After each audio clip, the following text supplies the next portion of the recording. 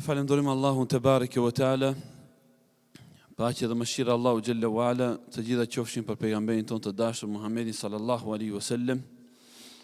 Lakni gjuhët e juja vllazë me salate dhe selame për Rasulullahin sallallahu alaihi wasallam, duke thënë Allahumma salli wa sallim ala rasulillah. Për edukatave të nxënësit të dijes, por edhe të çdo besimtari që i falën namazin dhe beson Allahun xhalla wa ala, thot Imam Ibnul Jama'a rahmetullahi alayh, muamalatu an-nasi bi makarim al-akhlaq, sjellja me njerëzit me moralin më të lartë. Si shtama ju vllazë që pejgamberi sallallahu alaihi wasallam një prej shkaqeve se pse Allahu xhalla wa ala dërgoi është që të përsosë moralin tek njerëzit. Andaj vëllau im që nga momenti kur ke fillu 5 kohët e namazit, të je bë një antar shumë i rëndësishëm në shoqërinë islame. A keni pa vllazën edhe njerëzit që nuk falen, për atë që falet në momenti që e bën një gabim thotë vetë falesh dhe bëj gabime. Ti edhe falesh edhe bësh gabime. Se e din njerëzit se një njeri që falet do të kujdeset për disa veprime dhe punë në jetën e tij. Se është një antar shumë i rëndësishëm në shoqërinë islame. O vëllau im, për në momenti kur ke fillu të jesh pesvakli, të je edhe thirrës me veprimtarin tënde. Se dikushi mendon se lejohet veprimi të cilin je duke bë, se filani falet, edhe e bën një gjë të tillë. Për këtë arsye çdo sjellje e mirë o vëlla, që je 5 vakët, që i falish 5 vakët e namazit, mund të jetë shkak për udhëzimin e dikujt. Andaj prej moraleve të larta që i ka përmend Imami Ibnul Jama'a në këtë rast, për nxënësin e dijes, për ata që mësojnë fenë Allahu xhalla wala, për 5 vaklit, thot talaqatul wajh, buzëqeshja.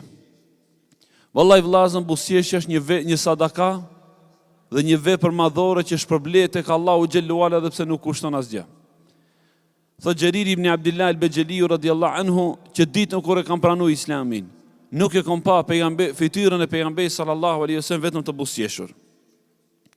Thot Abdullah ibn Haritha, ma ra'aytu ahadan aktharu tabassuman min wajhi Rasulillahi sallallahu alaihi wasallam. Abdullah ibn Haritha thot nuk e kam pa fytyrë më të buzëqeshur se fytyra e Rasulullahit sallallahu alaihi wasallam.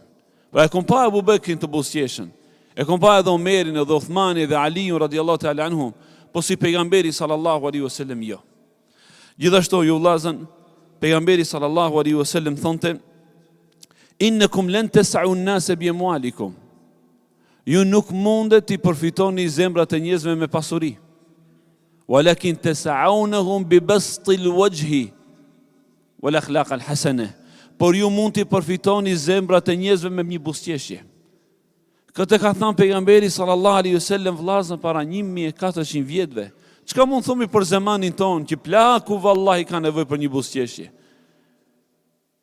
Njerëzit në zemanin e stresit dhe të depresionit dhe të problematikave vallahi ka nevojë që dikush një buzëqeshje të thotë valla mos u mërzit se e ke një Zot.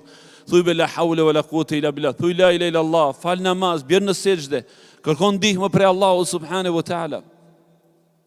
Pra ju vllazën, dhe shumë prej haditheve dhe prej traditave të parëve ton radhiyallahu taala anhum, për moraleve të larta që i ka përmend Ibnul Jama'a rahmetullahi alayh, thot wa ifsha'u s-salami wa it'amu at-ta'am.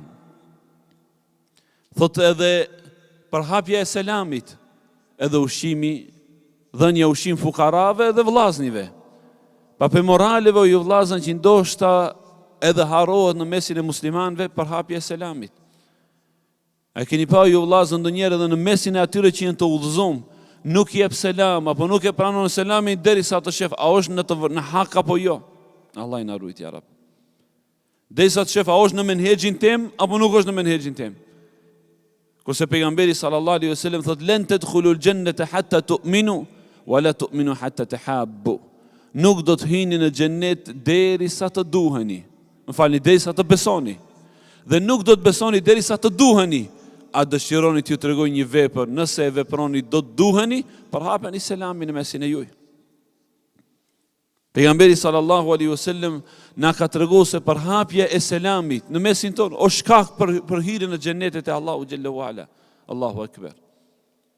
që nga momenti I parë kur erdhi në Medinë për fjalëve që va thanë njerëzve e juhennas efshu selam, o njerëz, përhapeni selamin. Thumë selam aleikum rahmetullah, selam aleikum. Wa at'imu at-ta'am, dhe ushqeni ushqim.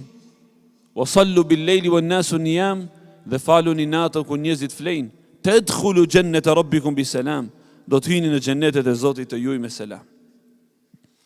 Edhe një njeri tek pejgamberi sallallahu alaihi wasallam dhe I tha ejul islami khair, o pejgamberi Allahut, cili është islami më I mirë?